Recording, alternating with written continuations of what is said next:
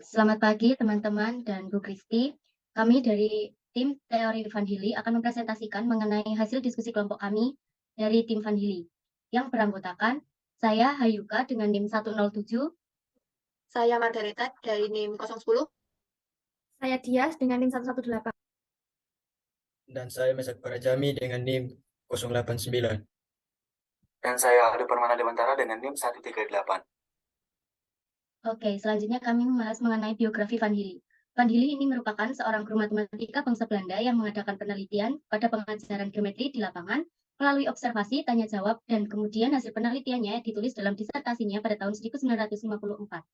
Dalam teori yang dikembangkan Pierre ini, menyertakan tahapan-tahapan pemikiran dalam geometri dimulai dari kadar pengenalan sebuah gambar hingga sampai pada tahap menulis bukti geometri formal. Nah, dalam hasil penelitian yang dilakukan Van Hilly ini diperoleh bahwa kesimpulan bahwasannya adanya tahap-tahap perkembangan kognitif anak dalam memahami geometri.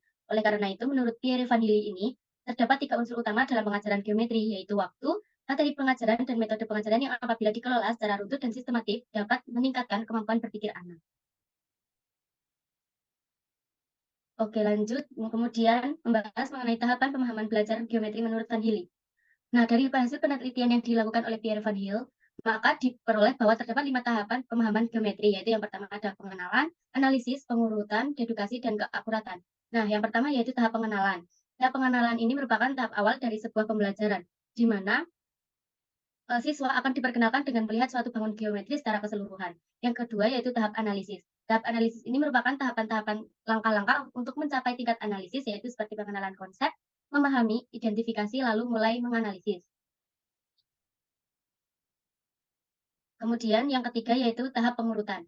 Nah, di dalam tahapan ini merupakan tahap pengenalan pengurutan dan hubungan antar bangun, di mana pada tahap ini siswa mulai mengenal hubungan keterkaitan suatu bangun geometri dengan bangun geometri lainnya. Yang keempat yaitu tahap dedukasi, yaitu tahapan pengenalan definisi-definisi, teorema, postulat, dan aksioma-aksioma. Nah, pada tahap ini siswa akan mengambil kesimpulan secara dedukatif, yaitu penarikan kesimpulan dari hal-hal yang bersifat khusus. Kemudian yang terakhir, tahap keakuratan ini merupakan tahap matematis yang memerlukan tahapan berpikir yang kompleks. Lalu ada fase-fase model pembelajaran geometri menurut Van Hilly. Yang pertama ada fase informasi. Fase ini guru melibatkan siswa dalam menggali pengetahuan mereka sebagai kegiatan mengenai topik yang akan dipelajari dan untuk mengetahui alasan mereka mengapa mempelajari topik tersebut. Lalu ada fase kedua, orientasi terpandu. Fase ini siswa mulai menebak mengenai topik yang akan dibawakan melalui tugas yang mudah seperti melipat, mengukur, atau menggunting, sehingga siswa dapat mengenali objek geometri secara konkret, dan di samping itu guru juga memastikan bahwa siswa dapat mempelajari konsep-konsep secara spesifik.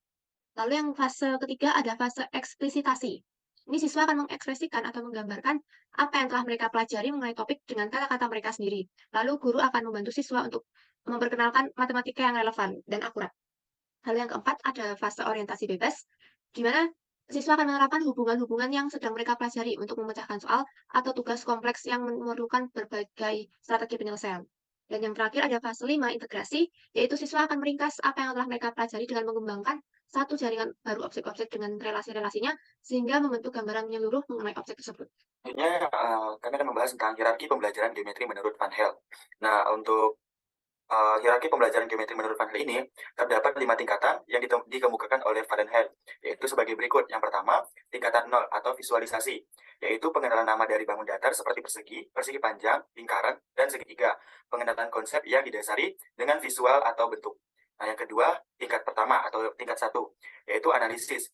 Siswa menyebutkan sifat dari bangun datar tersebut, contohnya sifat dari persegi panjang yaitu mempunyai sisi yang sejajar, mempunyai 4 sisi, dan sudutnya siku-siku. Yang C atau yang ketiga, tingkat yang kedua, deduksi informal. Siswa sudah mengenali bentuk dan sifat-sifatnya, siswa sudah bisa mengatakan bahwa jika pada suatu segi 4, sisi-sisi yang berhadapan sejajar, maka sisi-sisi yang berhadapan itu sama panjang.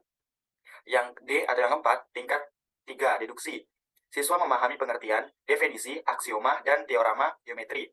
Proses berpikir bersifat deduktif. Contohnya untuk membuktikan bahwa jumlah sudut-sudut sebuah segitiga adalah 180 derajat secara deduktif dibuktikan dengan menggunakan prinsip kesejajarannya. Yang terakhir yaitu yang E, tingkat 4, rigot. Siswa memahami prinsip dasar suatu pembuktiannya. Tingkat berpikir ini sudah mengajak siswa untuk berpikir secara kompleks. Yang berikut ada karakteristik teori belajar Van Hilly.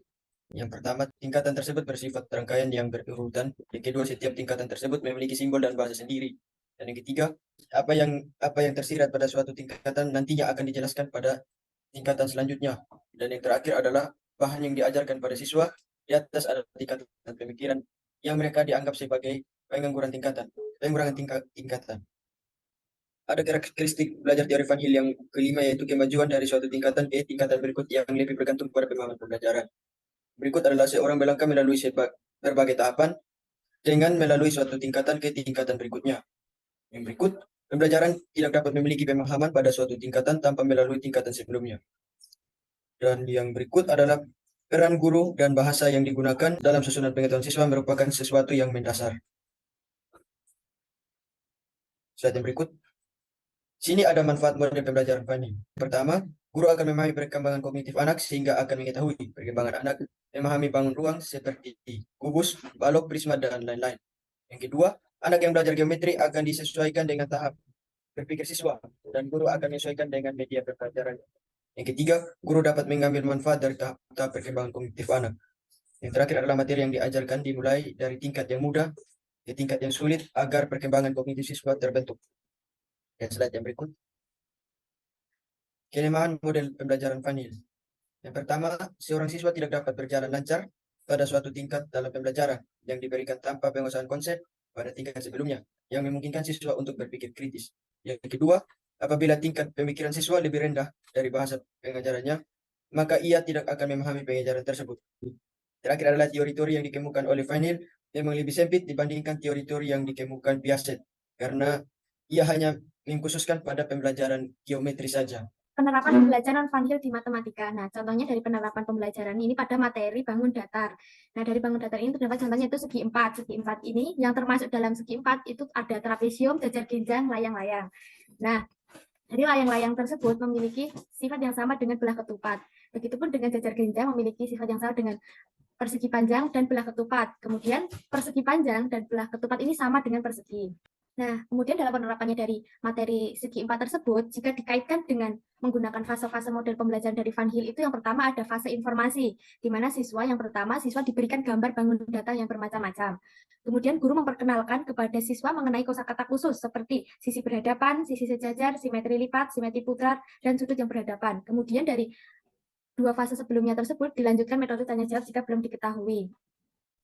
Untuk fase yang kedua yaitu orientasi terpadu. Nah, untuk kegiatan yang pertama, siswa membuat model bangun segi 4 dari kertas. Kemudian yang kedua, siswa diberi kertas berpetak siku-siku yang kemudian siswa diberikan sebuah instruksi untuk mengidentifikasi berapa banyak sisi yang berhadapan sejajar dan sudut suatu bangun tersebut siku-siku atau tidak. Kemudian yang ketiga, siswa diminta untuk melipat model tersebut yang bertujuan untuk menemukan berapa banyak sumbu simetri yang diperoleh. Untuk yang keempat, melipat pada diagonalnya dan ditempatkan yang satu di atas yang lain, yang kemudian bertujuan agar dapat mengetahui berapa banyak pasangan sudut berhadapan sama besar.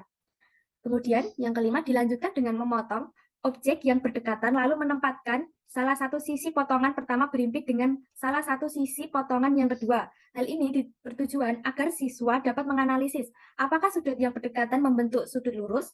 Nah, untuk yang terakhir, siswa memotong semua pojok objek tersebut dan menempatkan potongan-potongan tersebut hingga menutup bidang rata. Hal ini bertujuan untuk menyelidiki apakah keempat sudut tersebut itu membentuk sudut putaran. Nah, untuk fase yang ketiga, eksplitasi. Nah, pada fase ini, siswa mulai mendeskripsikan bangun datar dan mengkonstruksi secara verbal menggunakan bahasa mereka sendiri, seperti pintu berbentuk persegi panjang. Nah, ini tuh untuk membantu siswa dalam memahami konsep tersebut dengan membuat salah satu aturan atau generalisasi berdasarkan beberapa contoh yang telah dipelajari sebelumnya. Untuk fase yang keempat, orientasi bebas.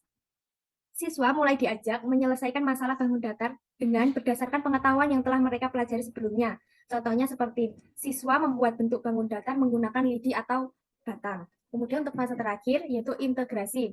Pada tahap ini yang terakhir, siswa diajak untuk menyimpulkan nama bangun datar dan sifatnya. Guru membimbing siswa untuk menyimpulkan sifat-sifat segi 4 tertentu seperti yang telah dipelajari sebelumnya, persegi panjang, persegi, belah ketupat, jajar genjang, layang-layang ataupun trapesium.